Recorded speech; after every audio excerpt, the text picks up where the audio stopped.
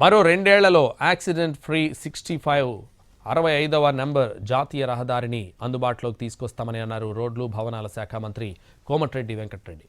అనుకున్న స్కెడ్యూల్ ప్రకారం RRR పనులు మొదలవుతాయని తెలిపారు. RRR 65వ నెంబర్ జాతీయ రహదారి విస్తరణ జరిగితే రాష్ట్రానికి పెట్టుబడులు భారీగా తరలి వస్తాయని మంత్రి పేర్కొన్నారు.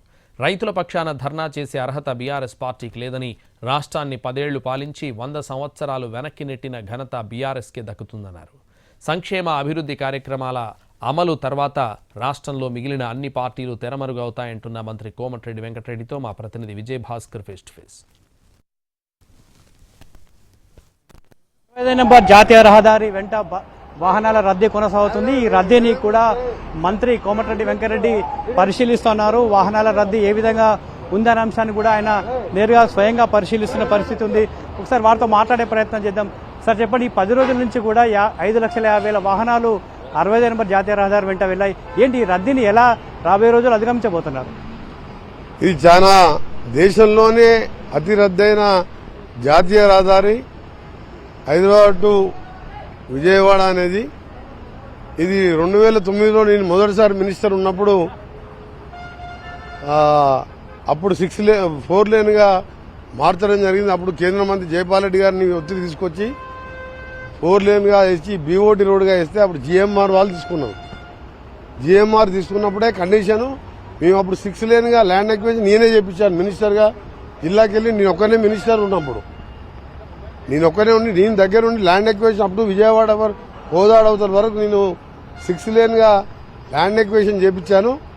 చేపిస్తే 2012లో యాజ్ పర్ మా అగ్రిమెంట్ ప్రకారం, నేషనల్ అగ్రిమెంట్ ప్రకారం GMR వాళ్ళు 2022లో 6 లేన్గా చేయాలి.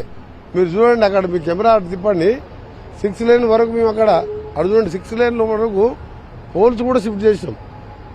డైరెక్ట్ స్టార్ట్ చేయాలి. కానీ 2022 స్టార్ట్ చేయవలసిన 6 లేన్ని అప్పుడు GMR సంస్థ వాళ్ళు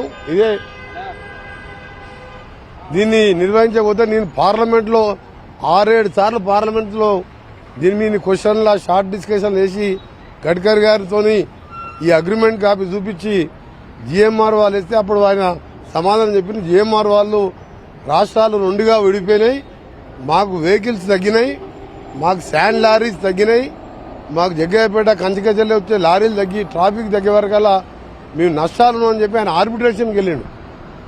ఆర్బిట్రేషన్కి వెళ్ళినప్పుడు వాళ్ళు ఏం చేసినంటే, మీరు 6 లేన్ చేయకుండా 2022 స్టార్ట్ చేసి 1 ఇయర్లో అయిపోతుంది 6 లేన్.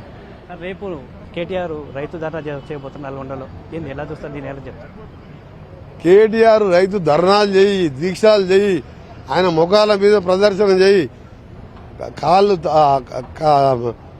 మెడ కింద పెట్టి చేతుల మీద ఆయన పాదయాత్ర చేసిన ప్రజలు నమ్మరు. ఆయన అరే రైతులు అనేవారు నల్గొండలో SLBC టనల్ ప్రాజెక్టు 2,800 కోట్లు 2,000 కోట్లు ఇస్తే ప్రాజెక్టుని 10 ఏళ్లు ముట్టుకోలేదు. బ్రాహ్మణవేల ప్రాజెక్టును ముట్టుకోలేదు.